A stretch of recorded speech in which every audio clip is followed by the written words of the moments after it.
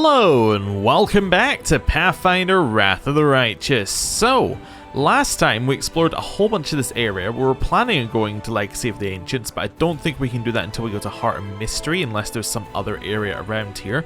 I don't believe we can go to Heart of Mystery until we beat this demon army, so right now we're kind of like at an odd spot. We're at a spot where effectively we've got this army going around killing things, and apart from that we haven't really got a lot else going on.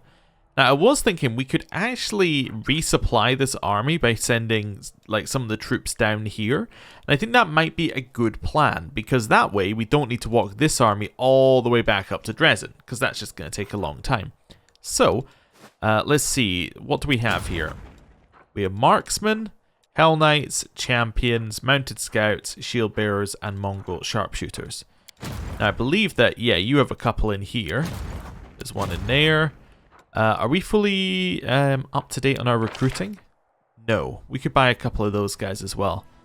On the next day tick, actually, we'll be able to buy some, but it doesn't really matter. We can walk these down separately. It's not like units are going to appear out of nowhere. So I'm just seeing what we got. We do have one that we can use to kind of trade into. Okay. So I'm just going to trade a couple of these in here. We'll grab two small. And we will then do a little bit of moving around. That is the wrong one. I actually want to do it like this. There we go. Grab these units. And we're then going to send this one down the quickest route over here to like this point. It's going to take a while, but at least we're sending reinforcements there if we need them. Which is good, I think. I think that's a positive sign. Right. Now, this unit we're actually going to teleport back to Dresden with. What's Core of the Riddle? I think that this is just another... Actually, maybe Core of the Riddle is somewhere else we need to go, but I think this is somewhere that we're going to go after Legacy of the Ancients. I might be wrong. Maybe we do want to go to Core of the Riddle now as well. But this group is going to head back to Dresden because we got things to do in Dresden. So, let's head back. What have we got in the streets? Missing scouts. What's the missing scouts? Oh, wait, yes, because we now know what's happened to the scouts. Of course, this is actually what we want to do. Let's go to the barracks. Yeah. I think it's going to spawn us inside, but that's okay. Because we need to tell Captain Sealkind what happened to his unit. And what happened is they all died to some sort of fire mage, I believe. Cool. Right, let's leave here and then speak to him. So he should be just like out in front here. It is worrying when it gives you a message like this about liches and phylacteries. You're like, is there one nearby? Generally, there isn't, but you know, it does worry you. Where is this guy? Oh, there he is. Right, hello. How may I be of service? I found the missing scouts. They are dead. Sealkind lowers his head and says nothing. After a while, he nods sullenly. Well, we are at war. Thank you for discovering their fate. What exactly happened to them? Hey, we got 7,000 gold coins? Nice reward. Your soldiers were ambushed by demons and a powerful fire spellcaster. Curses. Instructed my men on how to act in case of an unexpected attack. The trap must be prepared by a tactical genius. Oh, I have to go. That's it? There's no follow-up? Fair enough. Maybe there's something later because we've done this. Or maybe it's just, you know, some foreshadowing for a future, you know, fire spellcaster who's a tactical genius. That's possible. Actually, are we about to rest? Maybe. But actually, I was just thinking there, did we want to rest now? But I think that we've got a few things to sell, so let's sell them first. Bulk selling, sort by type. We can get rid of these because we don't need them. Eye for an eye. We don't really have anyone who's using it right now, but that's fine. These are both labeled. Sunstroke I was told to take another look at because somebody was saying that it's much better than I think it is. So it's a +3 radiant cold iron heavy mace. If it hits an enemy, they must pass a fortitude saving throw, DC 23, or become sickened for 1d3 rounds. Now I thought it wasn't that good. It is 5 to 17 damage. Radiant, 1d6 extra. Positive energy damage. Okay, just on anything. So it's actually 6 to 23. 6 to 23 damage. Oh, deal. Yeah. 6 to 23 damage. So, just out of curiosity, let's compare it to Finian, right? So Finian is Brilliant Energy, and it does 1 to 6 force. So what's Brilliant Energy? Brilliant Energy ignores armor and shield bonuses. Okay. So that's kind of there. What's Heart Seeker? It ignores mischance for concealment. Okay. So it's got a slightly better hit. And oh, I want to do compare again. Wait, how did I do the compare before? I don't think I did. I think I did this. Did I? Now I'm going crazy. You just hover over it, of course. I don't know why my brain that broke. Like the connection between these two actions just broke. So this is a 5 to 17 weapon, Finian. Sunstroke is not 5 to 17. Oh wait, no, it's already added in. It's added in the 1d6. So yeah, so they're both 5 to 17 weapons. Except that the one that we've got hits more, and the one that this one's got is it sickens on a DC 23. Okay, I can see an argument potentially for Sunstroke in this one. I don't think it's necessarily something that we need to use. We still don't have anybody who does use it. Unless, actually, you might be able to use... Because you can use it, let me have a look at your weapon finesse. When using weapon finesse, you may also use a dexterity modifier instead of your strength modifier. And your weapon finesse... oh, we've got a third one in there. We should probably read it. Your weapon finesse, what does it do? With a light weapon... Yeah, okay. So this would not work with weapon finesse. So it couldn't be used for him, I think. Let's just see. So that's 10 to 13. So if I was to replace it with this one, 24 to... It's 12 to 24. But it doesn't attack 2 extra times. Okay. Did I say 12? Wait, did that say 12 to 24? It does say 12 to 24. Because it's adding his dex. Wait, so that is adding his dex. Is this a light weapon? I don't think this is a light weapon. Let me read this again. With a light weapon, Elven Curved Blade, Estoc, or Rapier, made for you. Okay. So, light weapon is used in one hand. Oh, okay. So a light weapon is just a one-handed weapon. Yeah. Yeah, any light weapon is just a one-handed weapon. Oh, okay, so this does apply his stuff. Okay, so that actually makes it a 12 to 24 on him versus a 10 to 13. Now, this one has much lower attack. Why does it have a lower attack? 9 plus 3, okay. This one adds his dex in. Okay, so that's what I'm missing, is the dex to there, I think. So... Oh, okay, so weapon finesse is... Okay, this is interesting.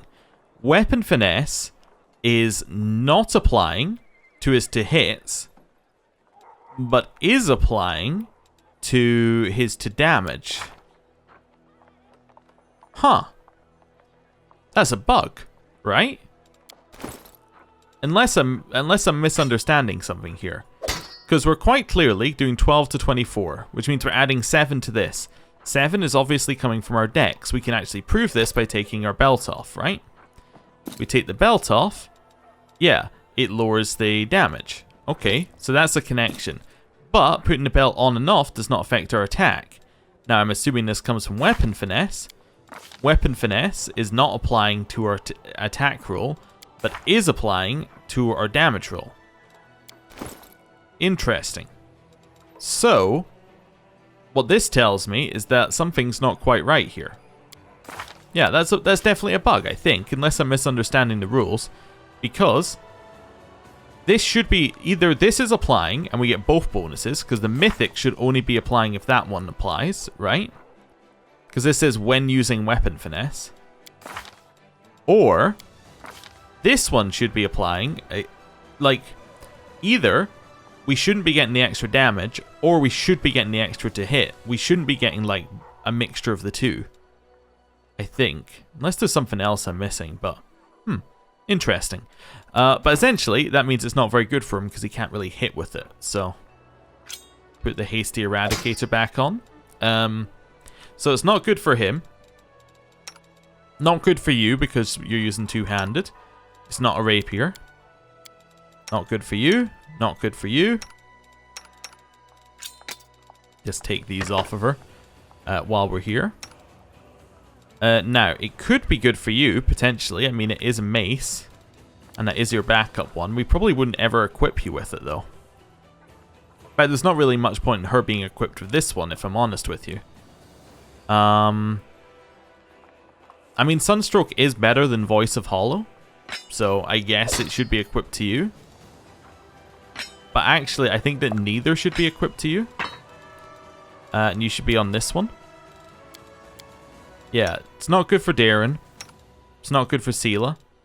I don't even think we need that, although I can see why I've left it equipped to us. The ability to make something lose spells might be useful at some point. It's not good for you because it's not two-handed. Not good for you because it's not a glaive. Now this is strength, so it could be okay for you. What do you get? So you're using a hand axe and a dwarven war axe. Now, is there any particular reason why you're using these two? This is our next question. He's got focus for dwarven war axe, okay. But apart from that, he has no like ability that forces him to use just these two. It's just his weapon proficiencies. Yeah, I think it's just his weapon proficiencies. Just double checking things here.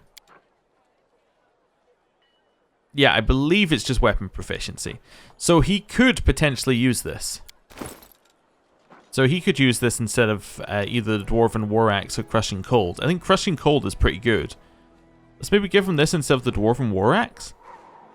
Yeah, so this should do... Wait, actually I think this one's going to do less damage. Why? Well, less damage at the low range. But why?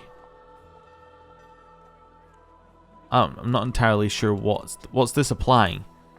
Is this applying strength, enhancement, other +3, other +12?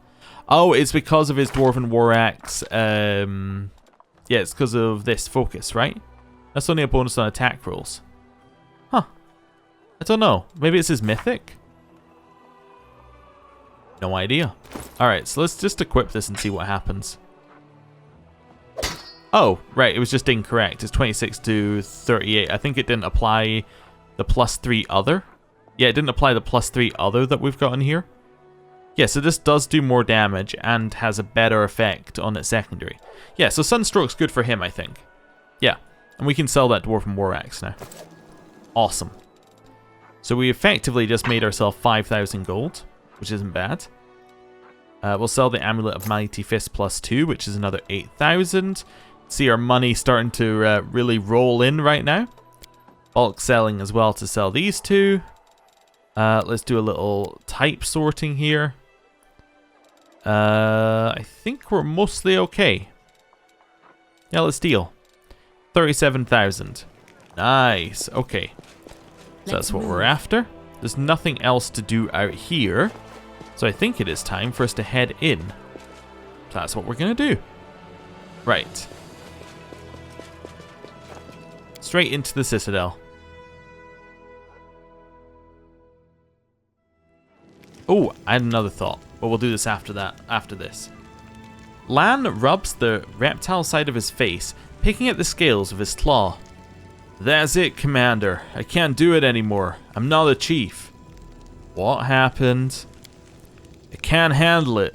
I thought it'd be my people crying to you, but it turns out it's me. I just don't know how to make the right decisions. Well, let's try to figure out how to deal with your problems. Alright, first of all, Aran, a girl from the tribe, wants to marry an elf. When did they even have time to get together? Feels like I'm the only one without a love life around here. Well, anyway, she needs the chief's blessing. They want to be married by the laws of the tribe, but I won't do it. He's an elf, she's a mongrel. Letting them marry means dooming them to eternal misery. It's wrong. If I don't marry them, I'll be making her miserable now. You should just let her do what she wants to do. My second problem. 5 fools are so afraid of demons that they've hidden in the sewage system and refuse to come out. I've tried talking to them, pointless, and I can't just drag them out. I have a plan to lure them out with food, but I think they've found some down there. The rats here are definitely bigger than what we're used to. And the third problem. What should we do with the children and old people? This is a military campaign. Old people can do some household chores, but kids only get under everyone's feet. I have no idea what to do. You see, I'm not a chief. I'm probably the first person to ever ask this, but demote me, please. Alright, first problem. Love is always a good thing, right? But how do I approve of a marriage between an elf and a mongrel? She'll be dead in 20 years or so, but he'll live for 1,000 more. I can't in good conscience bless them, but I can't stand in the way of their happiness either. Well, let them get married. They're adults and they can choose their own fate. This one seems fairly straightforward. I don't think that we need to worry about it. We could say tell them their decision is rash, explain your point of view, but no, we just say let them choose their own fate. Sounds like a plan that should at least be considered. Damn it, I was hoping my problems were unsolvable. Second problem. I think maybe I should just throw a barrel of powder into the sewers and light the fuse. It's the only way to get those cowards out of there. If I do that, then you'll get another fuse. I don't think I'll like where you stick that one. Okay, give them time. They'll get bored in the sewers and come out to see what their friends are doing. I'll send soldiers to drag the cowards back to the surface. Let them stay there and keep the fortress free of rats. Or we'll settle this issue later when we need them to fight. It can wait for now. I think we send soldiers in. I think that we don't let people live in our sewers. I think that's straightforward. That easy, huh? But, maybe it could really work. Fine, I admit it. I just didn't want to think about all this. My head is spinning. Alright, third problem.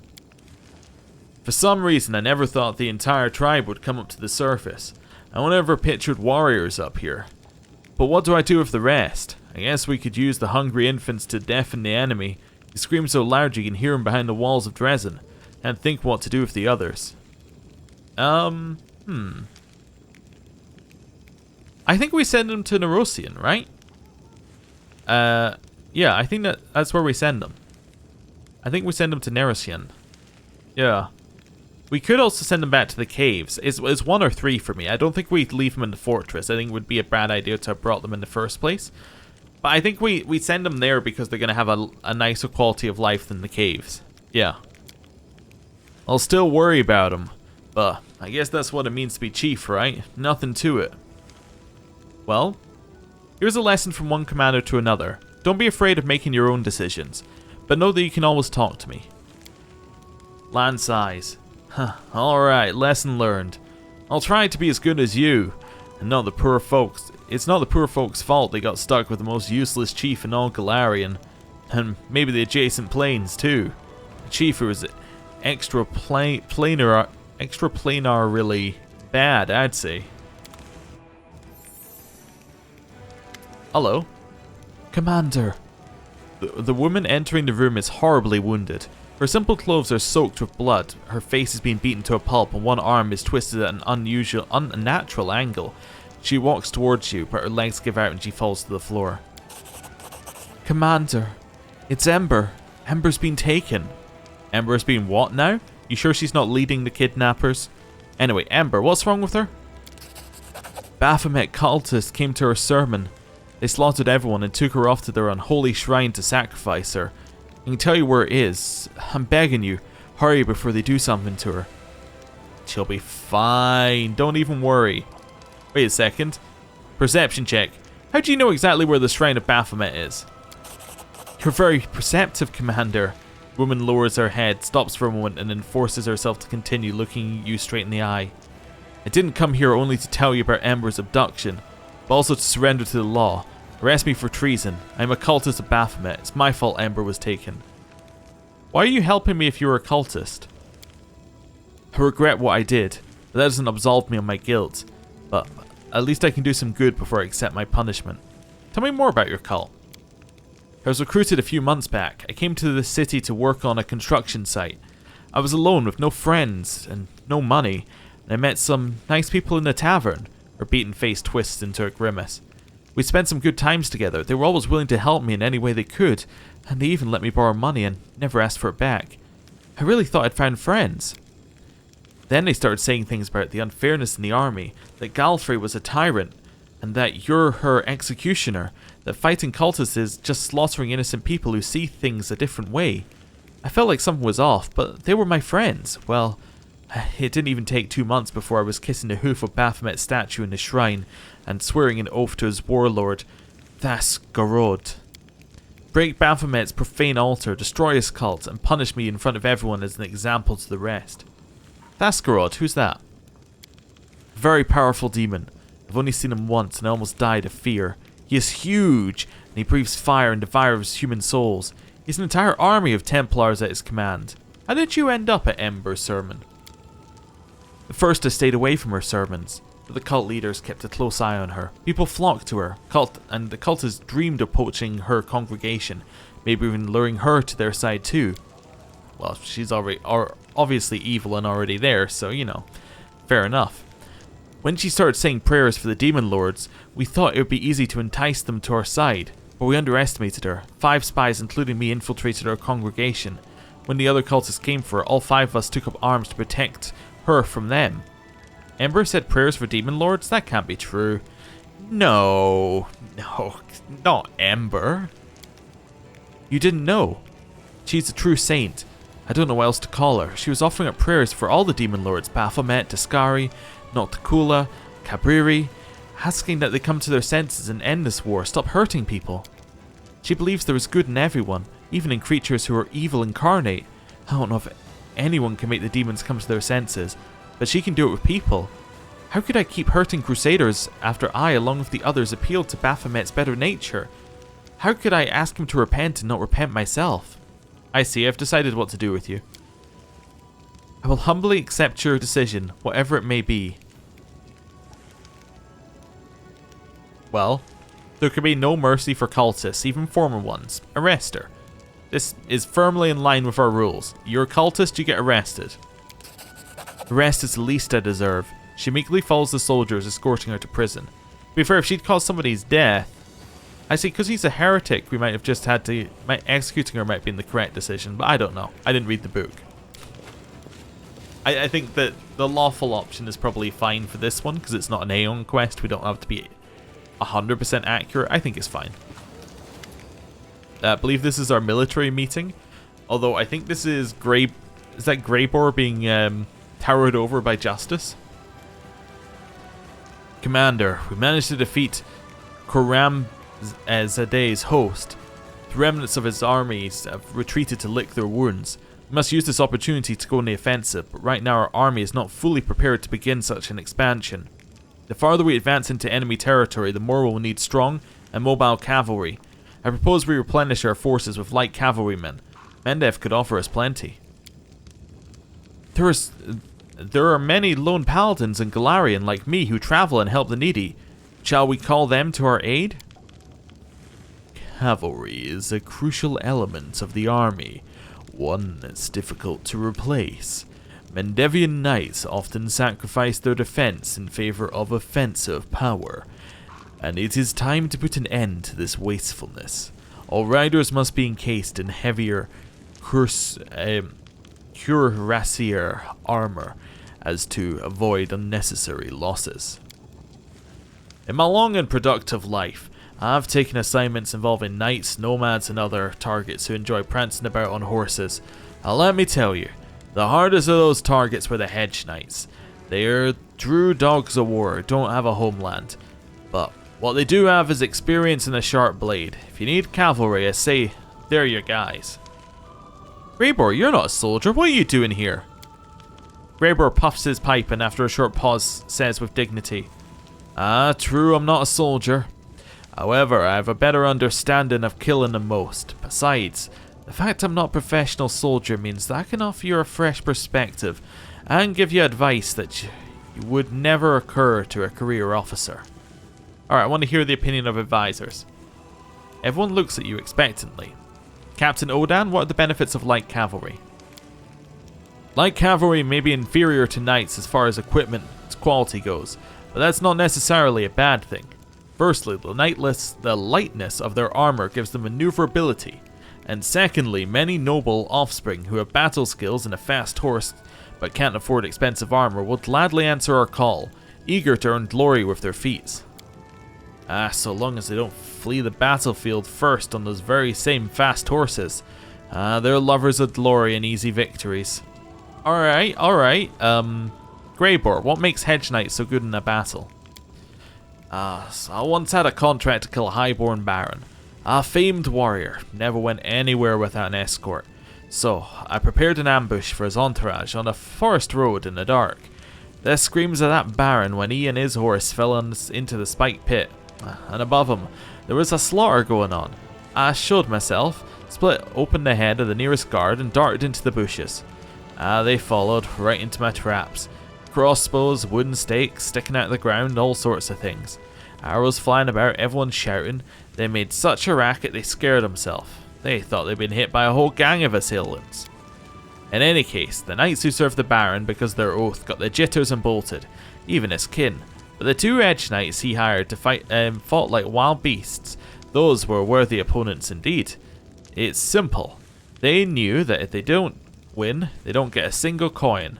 Edge knights are seasoned folks. They've been around, dangerous too. They fight for victory gold and not for honor or glory. They don't care if their tactics are cheap. If they can kill the enemy, they will. I doubt the people you've described even have the right to call themselves knights. I'm not keen on fighting side by side with someone who sees the Crusades as a chance to make a fortune. Alright, Seela, what advantages do paladins offer? The gods have blessed them with strength and protected them against darkness and corruption. They spend their whole lives training and performing great deeds. Destroying evil is what they live for, and it's what they do better than anyone. Alright, Rachel, why do you advocate for cuirassiers? There is a certain breed of fighter who thinks that the glory they win on the battlefield justifies any amount of risk. That may be acceptable for them, but it is not acceptable for their commanding officers. Wasting cavalry in daring attacks only saps the strength of our own army. We must see to it that all riders are equipped with the best armor, the kind that will provide the highest chance of survival on the battlefield. I would also advise against recruiting any glory seekers or protectors of high ideals to serve as our cavalry for the aforementioned reasons. Captain Odan prims his lips and says forcefully, "The riders of Mendev aren't accustomed to fearing for their hides.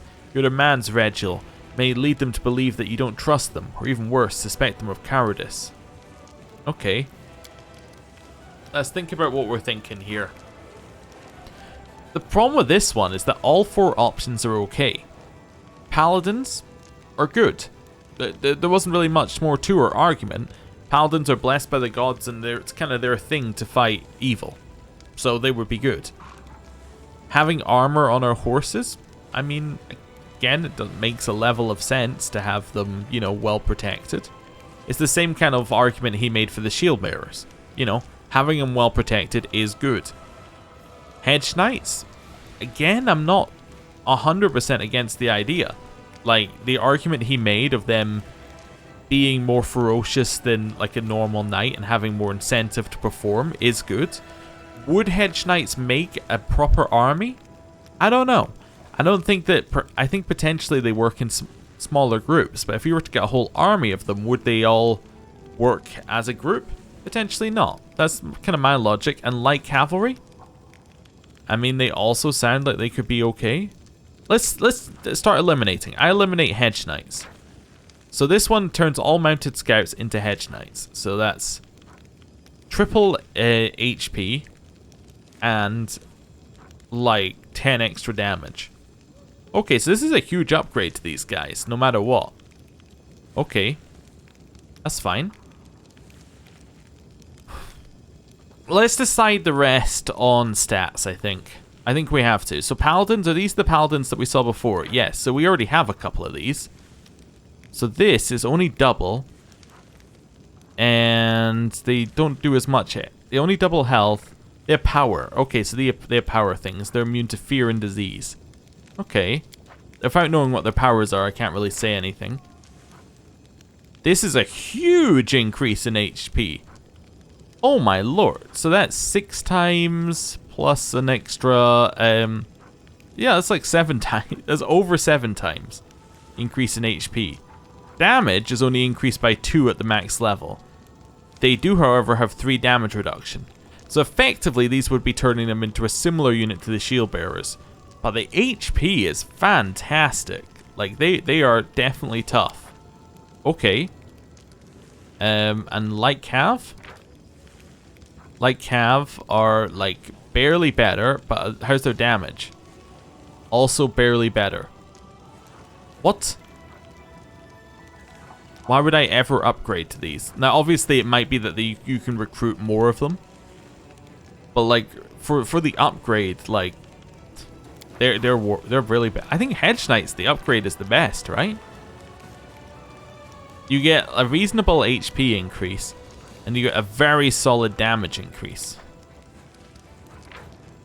Paladins, it depends on the power. You do still get like double the HP, and actually you do 20 to 27. Just compare that to the Hedge Knights, 18 to 29. So yeah, these guys have like a better damage profile potentially. And these guys have very little damage but are very tough to take down. Okay, let's work this out. I think I'm gonna strike those guys off because I think their stats are bad. Hedge Knights were already struck off. So it's a question between Light Cav and Paladins. And I also think that Light Cav are kind of bad. Like, at least as an upgrade. So I think we're gonna go with Paladins, and we already have a couple. Yeah, let's go full Paladin squad. I haven't let you down, and they won't either. With that, this meeting of the military council is adjourned. I'll brief the officers on the expected reinforcements immediately, and see to it that our available stables are expanded and properly refitted. Okay, so I now have a ridiculous number of paladins, I would assume? Campaign? I only get 10? I feel a little bit cheated. I will admit, I feel a little bit cheated as to the number that I got. Yeah, okay, they're not really, it's not really a fair trade, if I'm honest with you here. But that's okay. Did these guys change into paladins as well? Too small. Yeah, but I only got 3 of them. Okay. Ally Battalion? At least I have 23 here. I'm going to do a little change to you as well. Do I do it here? Yeah, I'm going to split these guys off. And then these guys in this squad. I'm just going to mark them as going down here to join in. Yeah, okay. Definitely thought we might be able to get a few more. If we go for recruiting here. Well, what are these guys?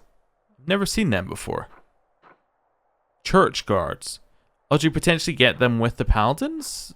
Oh, how do we get church guards? No idea. Maybe we do. We just get them now because we've hit a certain level. Are they something that it didn't actually look like we have any recruitment for them? So maybe there's a building that we can build. Who knows? Enter. Oh, apparently as well, you can move these things as well. That you can move supply center. Because if you destroy them, you know, we can quick save, I think. Yeah, we can quick save here. If you destroy something, you can rebuild it immediately for the same cost. All you lose is the time. At the time that they're gone. So, if I was to, for instance, want to build my inn, which I want to build next to all of the other inn things. So say, not my inn, my warehouse. Say I wanted to build my warehouse next to a supply center and, well, actually I don't have an inn, but anyway. Yeah, the idea. If I wanted to build this next to the things, I could move one of these and then I could potentially put it in. So let's just try it, because Military Academy is in the way. I'm going to move it Actually, I can't change the camera angle on this at all to select the one that's behind here. That's so annoying that you can't do that. Oh, there you go, Sanctuary. So if I was to sell the Sanctuary, it sells for 88,884. It gives you a little bit of time on it as well. You can then rebuy it for 88,884, and then all you're losing is the time that you invest into it. Also just checking, so we don't have an inn. No, but we could move this and the supply center. So that'll rebuild in how many days? Like 2? Sanctuary, 5 days. So you'd basically lose 5 days of stuff on it. So you would lose 20 energy effectively for the moving over. The same on our supply center, I think. So if I was to sell that and then move it over here, we're effectively losing 3 days on that as well. So we're losing 9 material points. But now we could build our warehouse in here, and we would get the bonuses from our warehouse, which would actually give us more supply points and more material income. So if I did that there, we would actually get a little bit of a bonus. So that's why I did that. It's not necessarily something that we need to do, but I also did that one as a test to check that it worked. So it kind of had a double usage. Now this does mean that I could potentially move some of these around, so I could put our stables in the middle so they're getting the training ground buffs and all of that sort of stuff, but we don't need to do that. But it's good to know that we can do it for for a reasonably low number of resources. We can move things around. Right. What's the next step? Next step is leaving this map mode and resting, I think.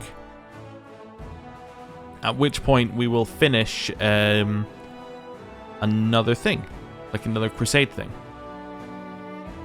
Yeah, I think that's our plan. So save. Oh, hello. Irbeth looks extremely worried. Commander, do you remember Private Gorvo, who killed his commanding officer? Turns out his case is more complicated than just a dispute over a woman. Our investigations reveal tensions that are brewing between the officers and the rank and file. I'd like to talk to you about it. Okay. What's the general sentiment among the officers? They deny all accusations with such unanimity that they are undoubtedly conspiring together. Many of them come from noble families. They receive their titles simply by virtue of their birthright. They treat soldiers like servants and toys and speak disparagingly of them.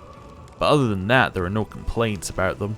They have been educated and well trained and have proven themselves on the battlefield. If we simply proceed with the case and demote them, we will quell the unrest among the rank and file, but we'll lose the support of the officers. What's the general sentiment among the rank and file? Irbeth sighs. They are ready to riot. What Gorvo did inspired them. There are rumours being spread about attempts to execute some of the officers without waiting for the trial, and lists of the officers' names have been circulating. They are waiting for your decision, and they hope that you will equip Gorvo and punish those who were responsible for hurting him. But I think as long as you pronounce Gorvo not guilty, that should placate them. What do you think?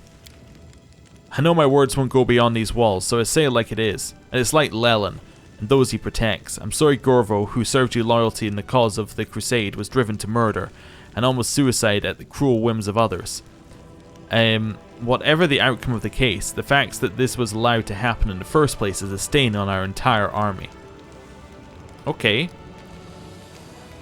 Don't worry, both Gorvo and those who hurt him will receive a fair trial. Let's begin. Let's go for the trial. Okay. So Gorvo killed somebody.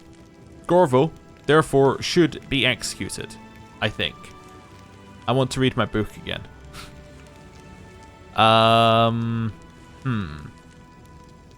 I'd really love it if we had just a moment to open our inventory and read it. I think we know roughly what we should do though. It's basically if you've killed somebody, it's death. Otherwise, it's imprisonment. Generally. All right, let's go. Irbeth nods. Yes, Commander. I believe that you are fair and you listen to your heart when making such consequential decisions. Yes, my heart, not the Book of Law. Private Gorvo is accused of murdering Damar, his commanding officer. The murder was committed with a dagger in the barracks in the presence of more than 3 witnesses. Private Gorvo claims he did it out of desperation and fear of the torture inflicted by Damar and his soldiers. Some of the witnesses we interrogated confirmed his account, and some claim the murder was committed out of revenge because Gorvo's lover chose Damar over him. However, we failed to locate this woman. She was last seen in Canabras. What do you say to this, defendant? The same thing I said before. Damar was a scoundrel and a sadist, and Officer Leland, who's been crying on every corner that is the fault of some woman, has always covered for Damar and his friends. I had no choice but to kill Damar, and if the commander can see through people as they say, the truth will come out. Commander, before you deliver your verdict, remember that a rash decision in this case might lower the army's morale. Damar is not the only officer taking advantage of his position. There are many more, but if we demote them all, we won't have enough officers. If you execute Gorvo, on the other hand, the soldiers will revolt. Many consider him a hero.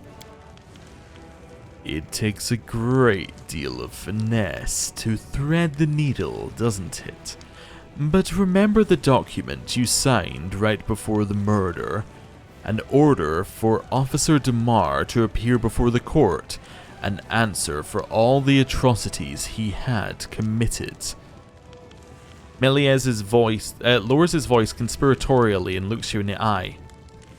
Perhaps the order slipped your mind, or it might have been lost, but I'm sure such a document exists if you need it in a difficult situation. Urbeth looks baffled, but I didn't hear about any unless you were conducting your own secret investigation.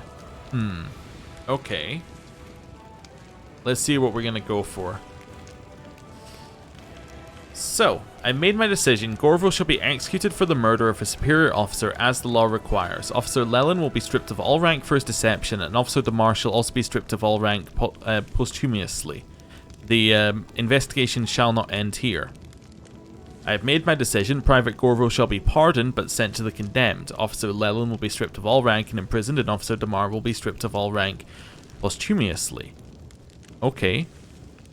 So I made my decision long ago. The order for Damar to appear before the court was signed the day before Gorvo murdered him. Now all I can do is send Gorvo to the condemned. I think we choose the top one. We do execute Gorvo for the murder of a superior officer, as the law requires. I think this is what we want to do. Punish everybody involved. Officer Leland will be stripped of his rank for trying to hide the reasons why, and Damar will be stripped of the rank for causing the reasons why. I think that seems fair, and then we will continue the investigation. I will give you all their names. Punish them before some other idiot loses it and dies for nothing. The investigation will continue, Commander, but I don't know what will happen to your army or who will lead the soldiers into battle if you demote everyone. Well, obviously you will, Erebeth. Just you.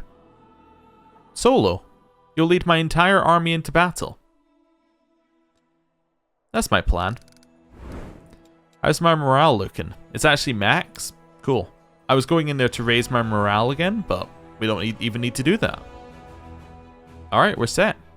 She was implying our morale would drop, but seems fine to me. Yeah, doesn't seem like there's any issues to me. Okay, is that one done then? Or is there more to it? I believe that one is done. Okay. So, got middle game, we got the Waywards, we have to go save Ember, that's fine. Okay, there's not too much else left in there. Right, now, what was there was another thing I was gonna do. Let's put the things in the box first, and then I'll figure out the other stuff we need to do. Is that mirror shining? I don't think it is yet. Oh, actually, I want to test something here. So this is Cold Iron Speed. I was wondering whether this might be better. 3 to 13. Okay. We would lose an attack for putting this on. Can't use this. Why not? Because it's martial proficiency group and we don't have that. I think, maybe. I thought this was a longsword, if I'm honest with you. Well, we'll put eye for an eye away. We'll put that one away. Chainmail of the Dragonfly. This is one to look at, wasn't it? Is this something we could wear? No, because it low. Oh, this was the one that has like ridiculously low dex. Yeah, okay. Get rid of that. Okay, wonderful. Quick save. Let's have a look here. Nothing else to do there. I think we are good to just rest. Yeah, let's rest. You guys don't need to do anything, and this will get rid of my corruption, and it's 19 hours. If I tossed some coins on the ground and told you to bark like a dog, would you?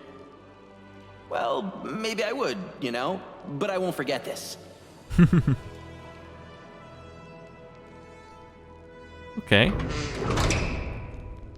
The mirror. Hello. Judge me. A true Aeon does not experience anger. But you know anger all too well. Your subordinate short-sightedness is enough to irritate even the most logical mind. Their lack of foresight is frustrating. Followers of many gods have joined the Crusade. Each group has its own rituals, taboos, and traditions, and each group has strong opinions. They argue and bicker amongst themselves even as they stare danger in the face. You cannot waste time resolving their petty disputes. We need a more effective solution, like appointing competent mediators. They can convince the believers that some of their religious norms do not apply during wartime, and that theological disagreements are inadvisable in the face of the common threat. There are many ways to establish order. The priests of Abadar are adept at eliminating discord among their flock by promoting uniformity of thought. The followers of Calistocratic philosophy resolve disputes in such a way as to bring prosperity to all parties. Hell Knights of the Order of the Chain have their own methods, but they also act for the common good. Each of these groups is committed to order and could be a representative in future disputes. Consider the options. Abadar is the god of connections between mortals. As the patron of cities and commerce, he welcomes cooperation and frowns on discord. His priests are adept at resolving disputes and finding compromises as disunity offends and angers their deity. Abadar is powerful and wields considerable authority, as he is allied with the gods worshipped by the Crusaders. Few of your soldiers will ignore the words of his servants.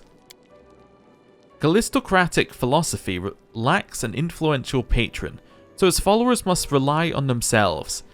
This aesthetic movement was established by the philosophers of Druma.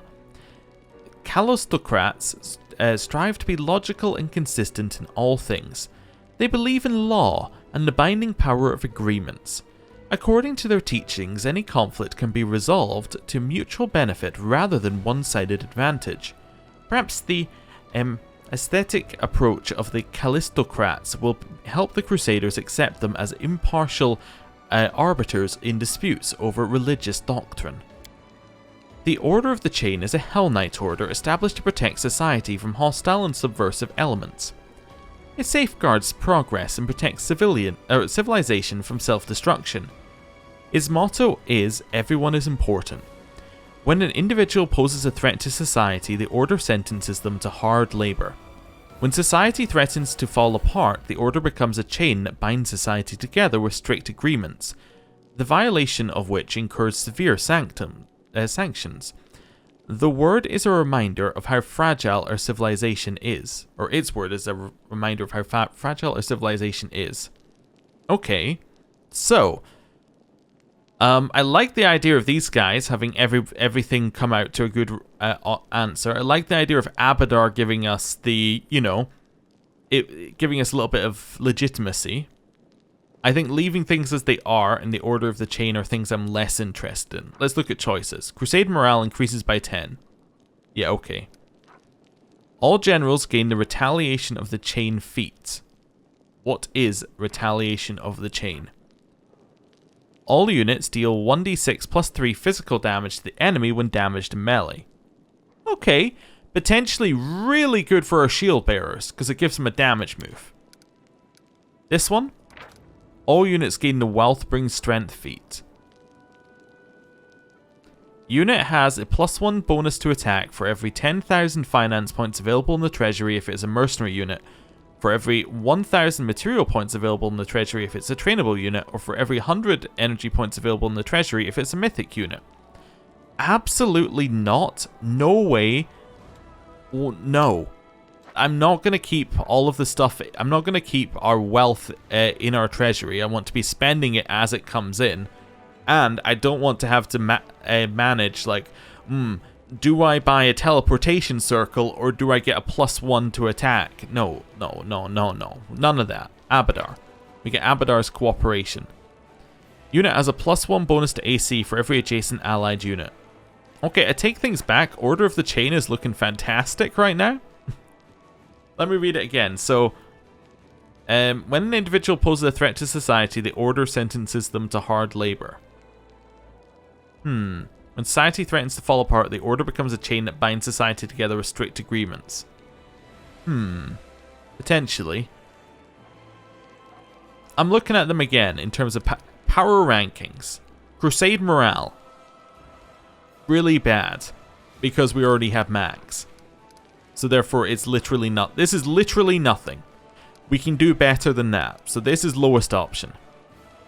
We have the Voice of Abadar, which is +1 AC for every adjacent allied unit, which I think might actually just be bad.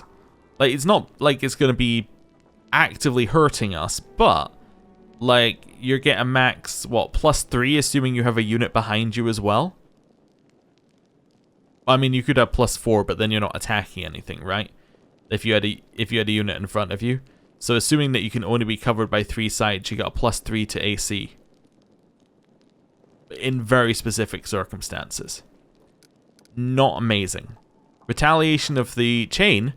You get attacked in melee, you deal 1d6 +3 for every unit.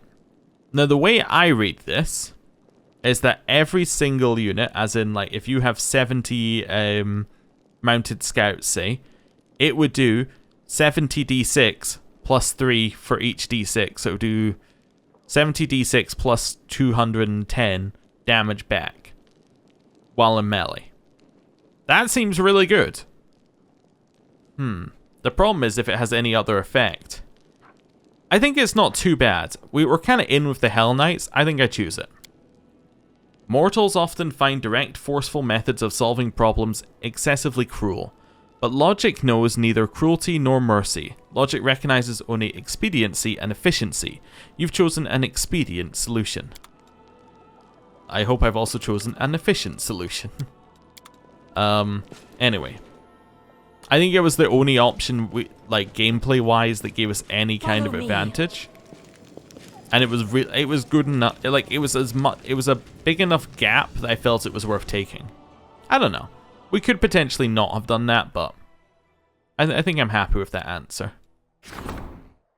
Hey, Fate of the Faultless Daybreak is now being augmented. Let's see what we got.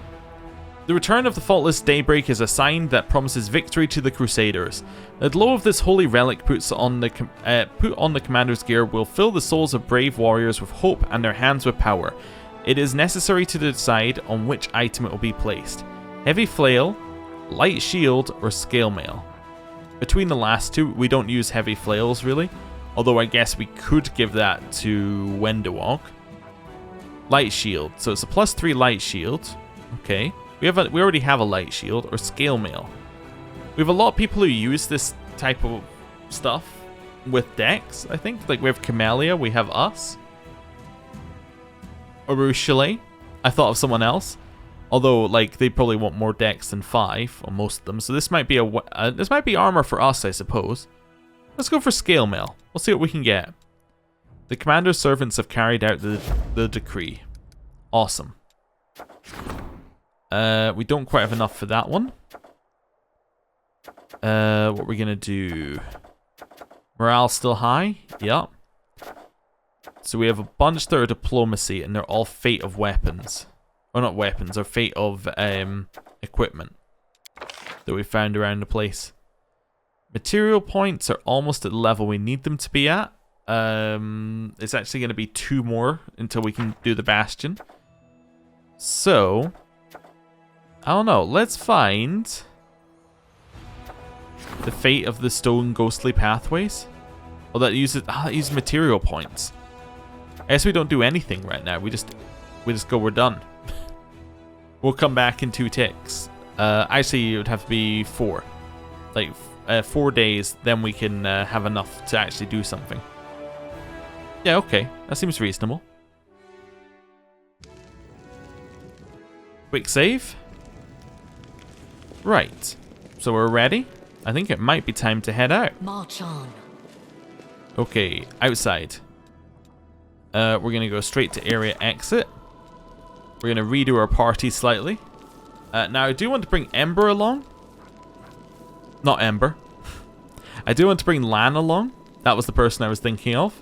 If we're bringing Lan, I might bring Camellia. Yeah, this seems okay. Yeah, I think this is a good party. I think this is a fine party. I think having a Rushale and Lan is a bit overkill in the whole archery department. I think this is fine.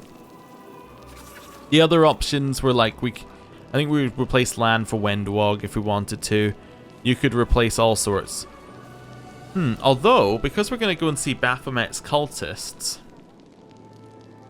maybe we want to bring along some demon people. So we could mix it up, and instead of this, go with something like that. In fact, she is a well, she was a Baphomet follower, sort of, right? Yeah, so we could go with this. That'd be interesting. Yeah, you know what? This is interesting. I like it. Let's go with that group. I don't know if it's good, but it's interesting. Right, now, where is she? Is this it? Dragon Burial Ground. Sacred Lands. Baphomet Shrine? Oh, how do we get there? Is it above or below? Which one? I think it might be from here. That would make sense, right? If it was from... Yeah, if it was from this one, that would make sense, because we could go south from there or south from there. Yeah, so actually it is the shortcut that we've just unlocked, which is nice. So 1 day and 9 hours. Yeah, let's go. Down this way. Cool. Oh, wait a second. While I remember. You're going to head down here. Just remember we should move them before we hit a new day. Okay, you're fine. Except you're heading back to, not Lost Chapel, back to Dresden. Which then means that we can merge you with that one. There we go, just to get a little extra power. That's fine. Okay. You're still making your way over here. So you're now separated from where they were. So you'll get there in like another couple of turns. Nice. Boring squad. It's time to move you. I think I'm going to try and take on that 8 strength army up here. Let's try it.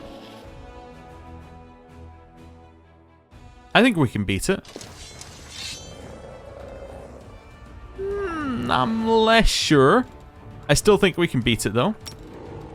Let's try for a double stun here. We got a stun. Okay. Gonna try this one. Then again. Cool. Keep shooting the same one. They are ranged. Okay, that's a lot of damage. They've now exploded. Not a huge fan of what just happened there. Move up. Because they're ranged, we might as well just start running up. Oh! Okay. Wasn't really what I expected.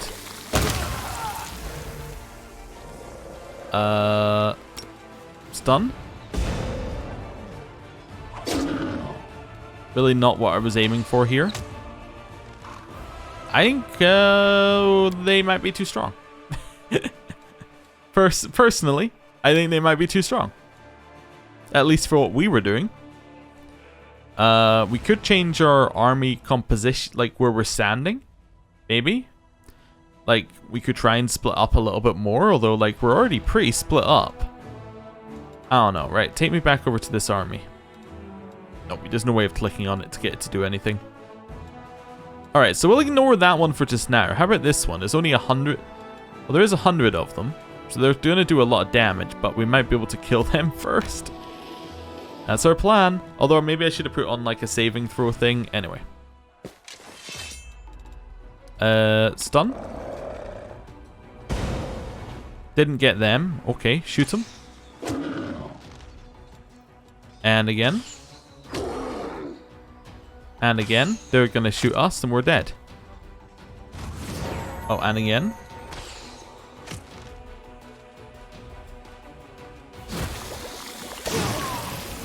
That's a fair amount of damage.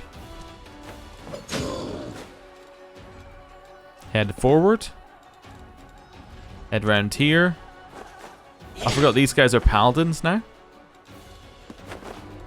That's probably why they died so quickly. Oh wait, no stun. Didn't get the stun off. We can do it over here, I suppose. That's fine. Attack that one. And again. Forward to kill some cultists, just because they're the ones you can reach. Kill 2 of these guys. I did lose most of my marksmen, which is the problem here. These guys are slowed. Keep shooting in. They're now no longer stunned. We can potentially do a stun like this. Cool. Hell Knights are still doing a little bit of a job. Okay. Keep shooting. You're moving forward. Keep shooting. And again. Attack. They're probably just going to AoE kill us, right? Okay, stun. Nice. Cultist stayed stunned. Yep. Shoot him. Shoot him. And attack. And attack. And attack. Did get a little hit there, but at least it did a AoE back. Big damage. Not as big damage. Alright, keep attacking. And again. I'm actually going to hit a stun here.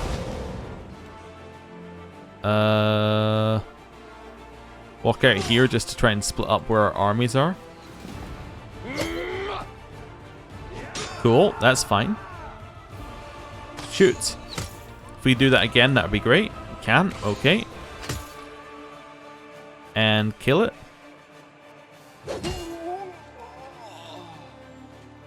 Keep attacking.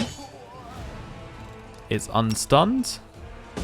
Stunned once more. We can now attack with these guys. Shield Bearer is actually becoming kind of good. Keep shooting. Up here. Another attack. Not stunned. Reapply stun. Keep attacking. Keep shooting. Cool. So we probably lost all of our paladins. Yeah, all the paladins, 15 Hell Knights, 14 of them, and... Oh wait, these are what's replenished. So actually we got our paladins back. We got 15 of them. We lost 35 of these guys, which is pretty bad, and we lost 46 champions. Yeah, that's not great. Okay. The Crusaders discovered the secret lair of the cultists who fed the meat of their prisoners to a pack of evil drakes. The brood of the monsters is destroyed. They're covered with rot and mold eggs. And mold eggs are broken? Okay.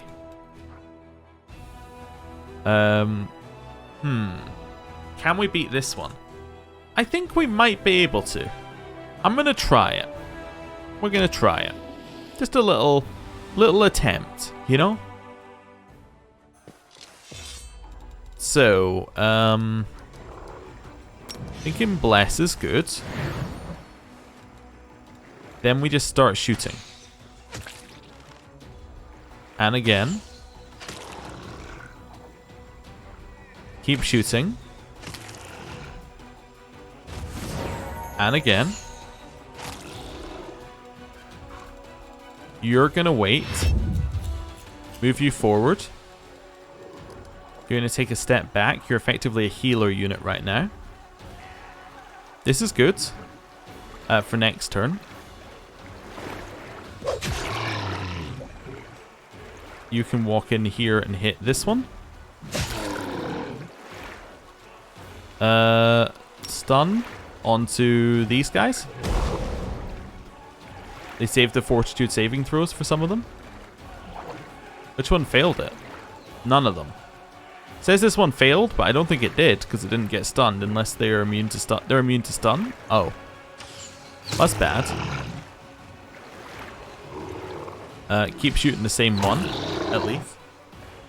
Works for me. You know what? Keep hitting the same one. In here and hit it. You're gonna wait. Took some damage. Took some damage. At least we're doing damage back. Okay. Heal. It's not a big heal, but it'll at least do something. Okay. Keep shooting. Keep attacking. Keep going. Heal. Just reduce our infirmary size. I think these guys we can leave to the mongrels. Okay. Yeah. Focus on that one right now. You can definitely kill them. Powers us up. Shoot that one. You're going to attack that one. Thinking about what our best move should be. I'm going to use defensive formation. And then I'm going to use total defense to add to our AC. Heal the Hell Knight. You got another turn? We don't need another turn. Wait. That's fine. We're doing a lot of damage back here. Okay, just raise your defense. Attack. And again. Could potentially be using attack formation as well, if we wanted to. Do these guys have damage reduction? No. Oh, we could use Cure Wounds as well, I suppose. Yeah, we could have used that last turn, I suppose, as well, on the last one as well. Just shoot. Attack. Raise defense.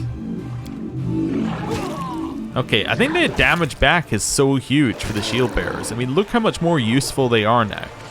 We would have lost this fight 100% if we didn't have like an extra 10 damage a turn. Or at least we would have taken losses from this fight. Raise defense. Raise defense. We're continuing to do damage back. It's great.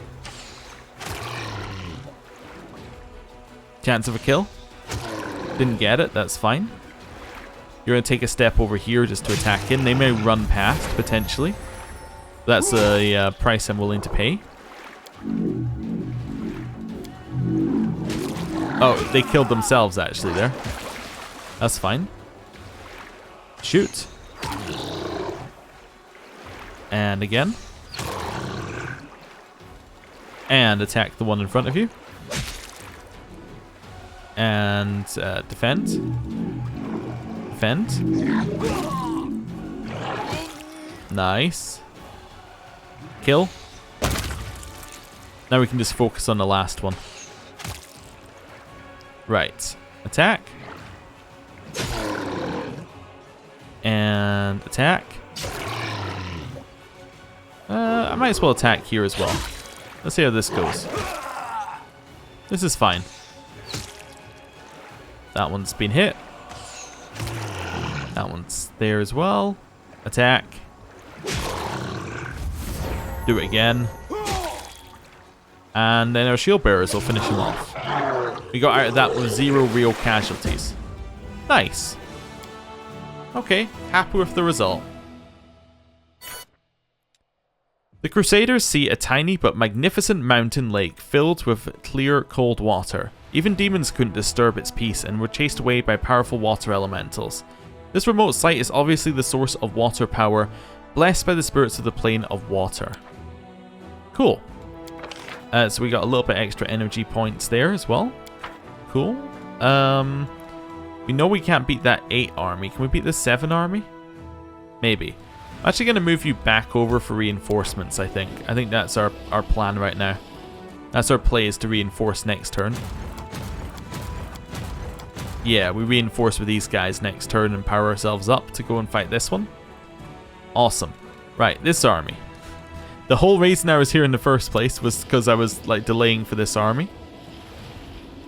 Right, move it along. Evade. Carry on. Nobody's fatigued yet. We're getting a little bit. Yeah, we'll begin resting. That's fine, we'll have a hearty meal. That all seems fine. You look at me like you want to eat me. Take it easy. Food's almost ready. Wendewog? Don't worry, Paladin. I'd never eat you. I might take a bite out of you, though. Ooh, okay. Right. Everything passed, which we expect, because it's an auto pass, at least on the first one. Ooh, what have we got here? New decree. Ah, enchanting the faultless daybreak. Okay. We need one more day till we get our material points for this one, I think. Yeah, it's one more day to get our material points, then we can get our bastion. Awesome. Right, carry on. Evade. There is someone on the road. Get ready. Who is it? Let me do a little party reorganizing here. It'd be... I think it's going to be something like this. Actually, you know what would work better? Something like that, I think. Yeah, that seems better. We have you on this on the right hand side, you on the left hand side. Perfect. I don't think I'm going to do a full buff right now. I don't think this is the opportunity. I don't think this is where we want to do our full buff. I'm just going to quick save in case we need it and then move forward. Ancient Ghost, I see. Hello.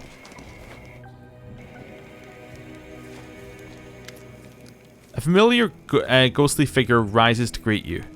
We meet again. I will ask you a question. Ask me a question and I will answer. The second question is more complex and therefore the answer will be more difficult. I will share a memory with you. You must tell me what you see. For a moment the world around you ceases to exist. Instead you find yourself surrounded by a thin, delicate mist. A green light ripples through the mist, illuminating the silhouettes of people, buildings, hills, ocean waves, animals and trees. You see them briefly as they take shape, but they vanish almost as quickly as they appear. But there is something else with you in the mist, something that doesn't disappear. Menacing, elongated shadows rush towards you from all sides, and then the vision fades, the images flickering out of existence. The answer is simple. The vision showed you the ethereal plane. You saw Astra demons hunting down souls that were trying to reach Pharasma's court. I saw Astra demons stealing souls in the ethereal plane. All it takes is a little knowledge to begin your journey. By answering this question correctly, you have taken a step towards acquiring great knowledge. The heart of mystery is now open to you. Solve its riddle and you can continue forward. The secrets of creation will be revealed to the one most worthy. Do not give up your search. After you give your answer, you hear a strange noise like the ringing of a bell. The sound reverberates through the air. My time is almost at an end. Ask me a question before the spell takes effect.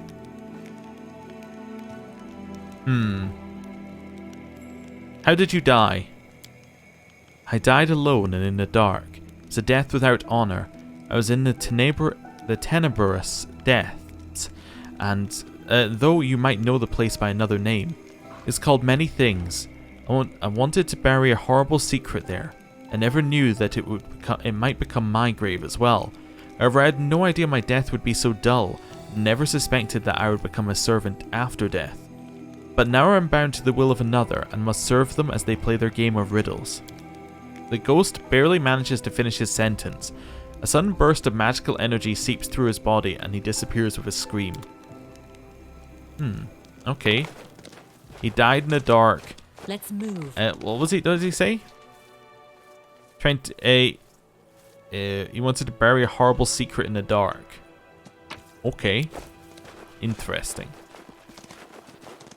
The tenebrous depths, though we may know it by another name. Ooh, what we got here?